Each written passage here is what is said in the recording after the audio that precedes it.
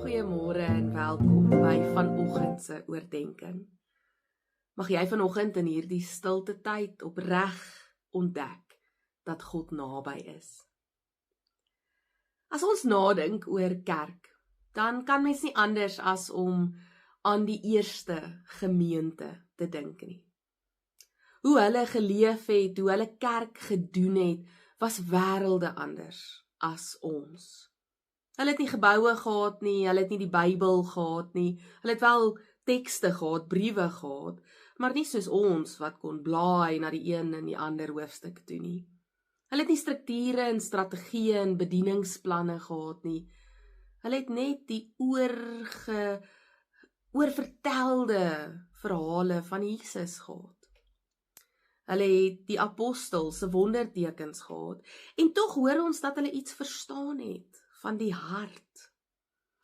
Hulle het vir mekaar gesorg, hulle het mekaar gedra, hulle het die siekes gaan help, hulle het die armes gevoer, hulle het die weeskinders in hulle huise ingeneem, hulle het na die weduwees gekyk. Hulle het die hart van die evangelie geleef.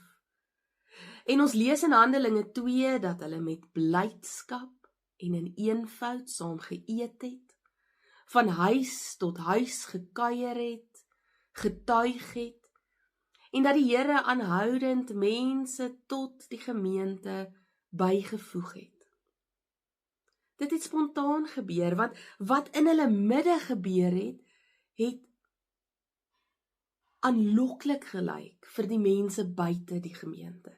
Dit was aansteeklik, dit was kontrakultuur, dit was anders as enigiets anders wat gebeur het.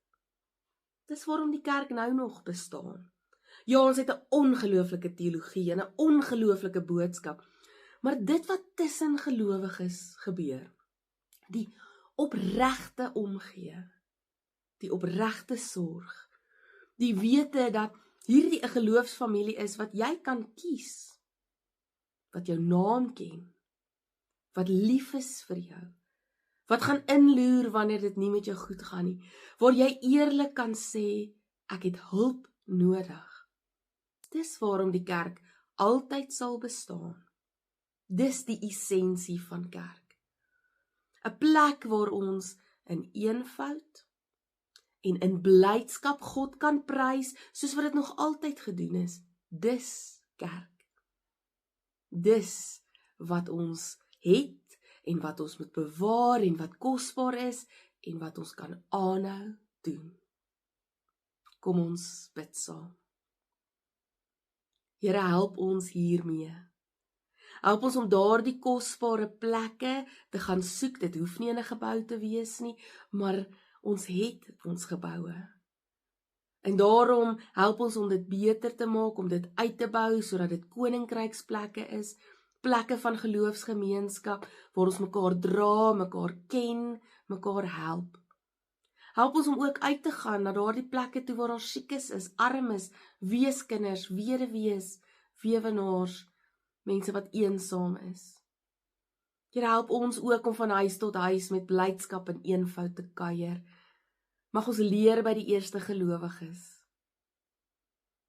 Here, mag mense ook toegevoeg word tot ons getalle, mense wat gered word. Here, ons doen dit alles omdat ons U wil prys. Gebruik ons.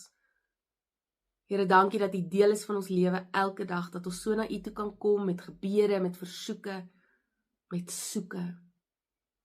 U ken ons harte. Ons loof en ons prys U naam. Amen. Gaan vandag in sy groot vrede.